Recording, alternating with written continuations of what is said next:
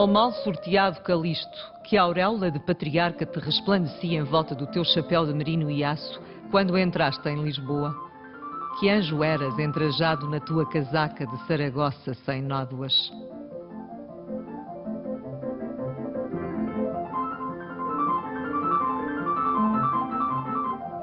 Fernando Vilas Boas, o Camilo inquieto, o Camilo do grande arrebatamento amoroso, está no Amor de Perdição, a obra mais conhecida de Camilo.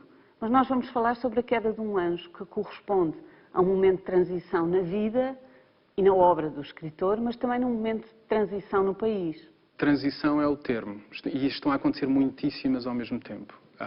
O país está a mudar, há uma transição de costumes, pode dizer-se, há uma transição política de um sistema de absolutismo aristocrático para o liberalismo constitucional.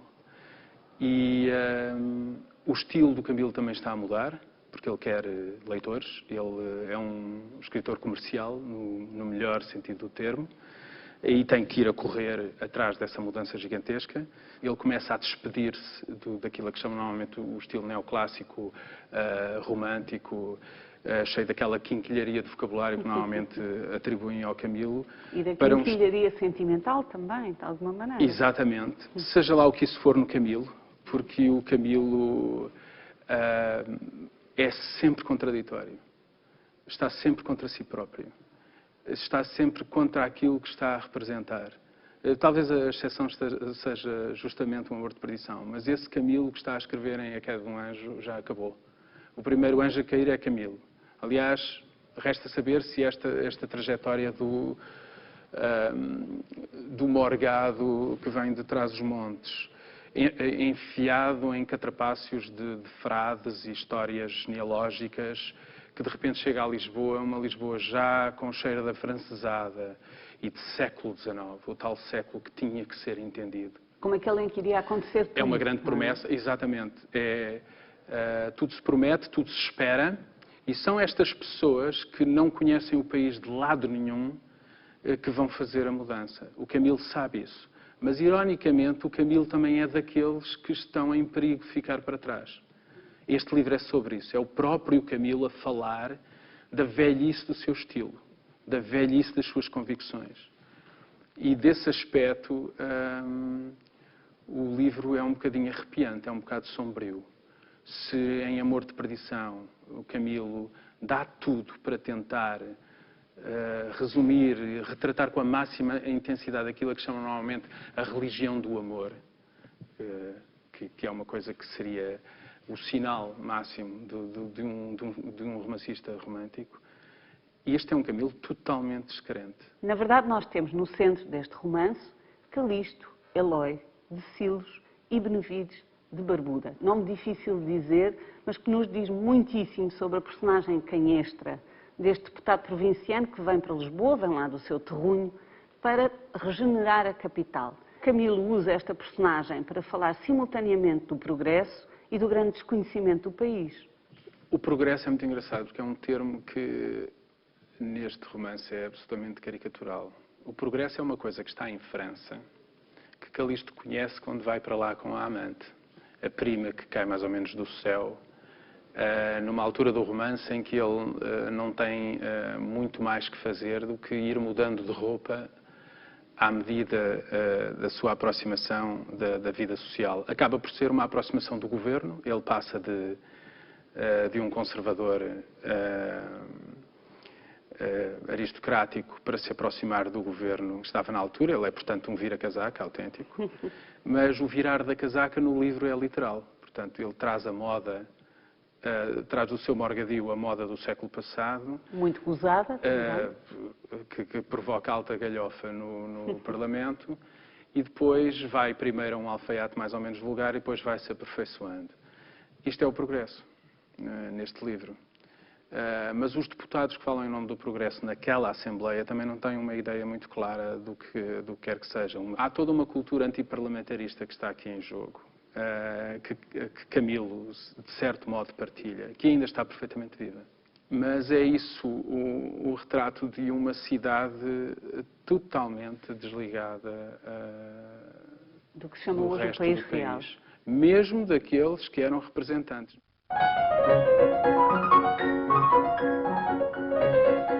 Que te valeram as máximas de boa vida colhidas a centenares nos teus clássicos e enceladas nessa alma, refratária à ternura de tanta moça escarlate e socada, que lá em Caçarelhos se enfeitava para achar graça em teus olhos.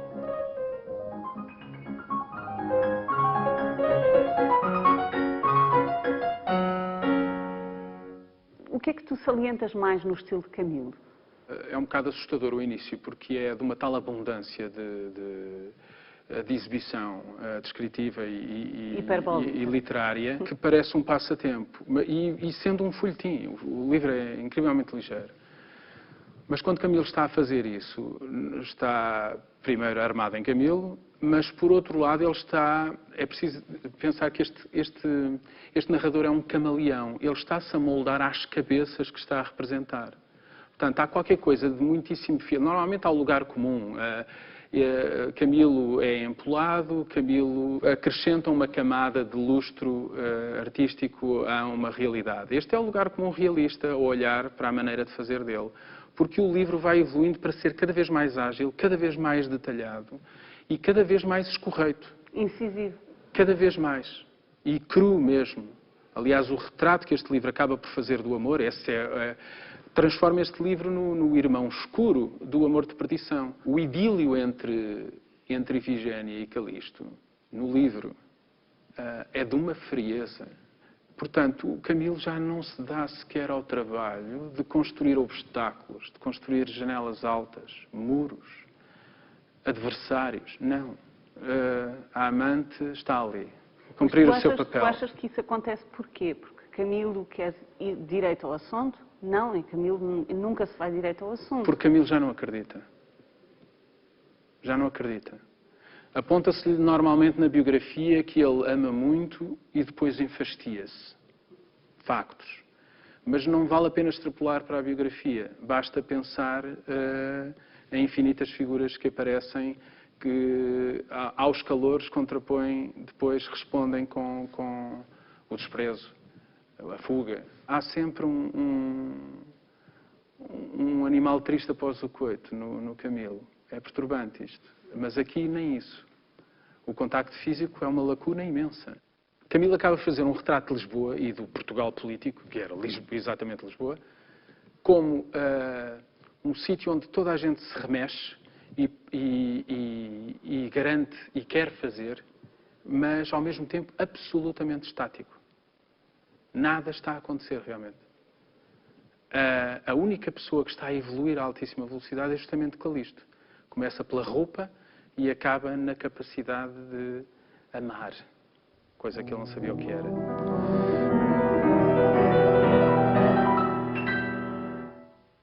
Cairias tu nas pioses desta princesa dos mares, desta Lisboa que filtra aos nervos dos seus habitantes o fogo que lhes tua nas entranhas? Cairias tu, anjo?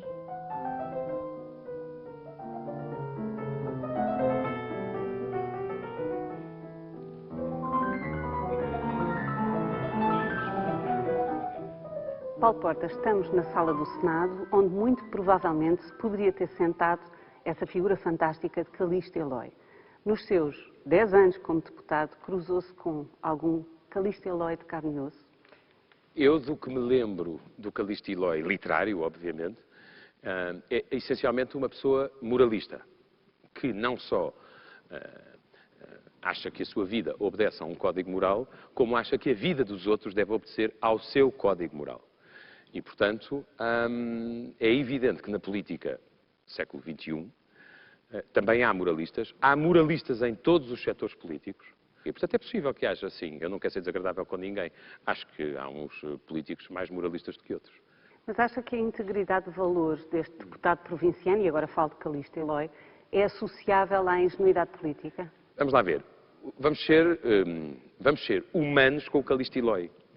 Quem era o Calixto Eloy? Era um autarca de província que foi eleito deputado. Moralista, como lhe estava a dizer há bocado. No limite do puritano, se quiser. E o que é que lhe aconteceu quando ele veio para Lisboa? Apaixonou-se e depois apaixonaram-se por ele. E aquele puritanismo foi colocada à prova não dos conceitos, mas dos factos.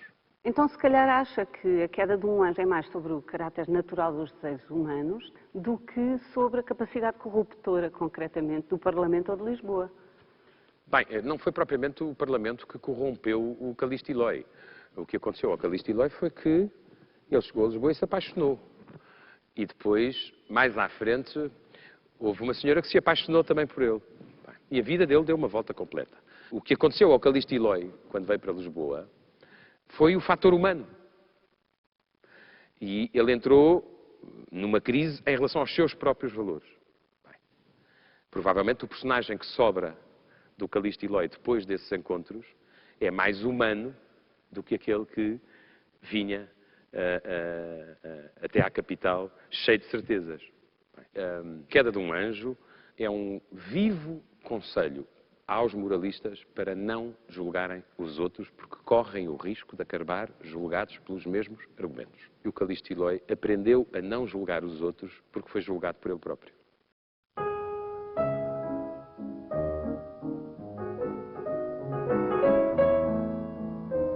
Deixá-lo feliz, deixá-lo. Calixto Eloy, aquele santo homem lá das serras, o anjo do fragmento paradisíaco do Portugal Velho, caiu. Caiu o anjo e ficou simplesmente o homem. Homem como quase todos os outros e com mais algumas vantagens que o comum dos homens.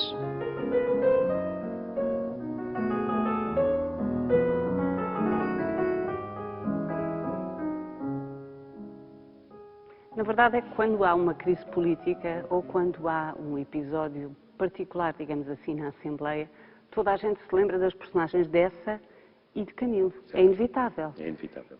Hoje em dia encontra semelhante capacidade de captação da realidade. A democracia no século XIX era uma democracia consideravelmente censitária. No século XXI os problemas da democracia são um bocadinho diferentes. São o cansaço e a desilusão que o sistema gera. Eu, aliás, distingo muito bem o que é a liberdade, que para mim é um valor, e isso é que é importante, do que é a democracia, que é um sistema. É uma organização das coisas. Mas o valor é a liberdade. E, portanto, eu acho que o primeiro problema do discurso político hoje é o confronto com a realidade. E é a abdicação ou a renúncia, seja da mentira, seja da ilusão, seja até, em certas circunstâncias, da utopia.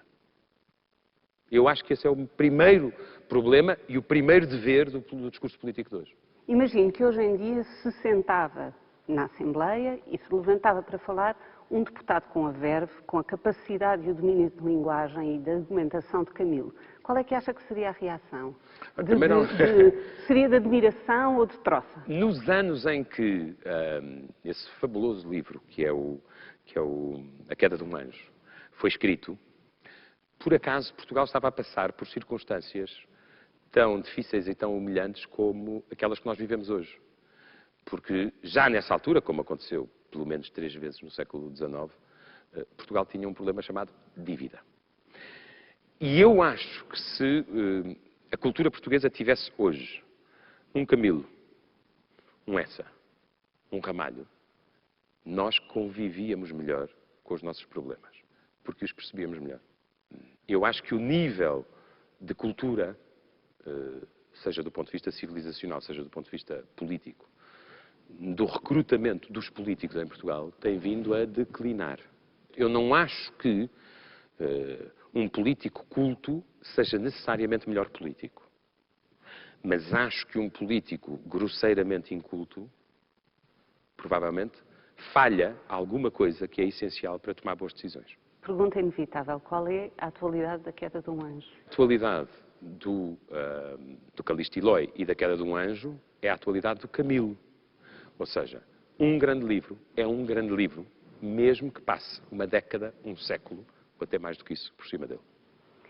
Paulo Portas, Nós e A Queda de um Anjo de Camilo Castelo Branco, numa palavra. Um certo tipo de Portugal político.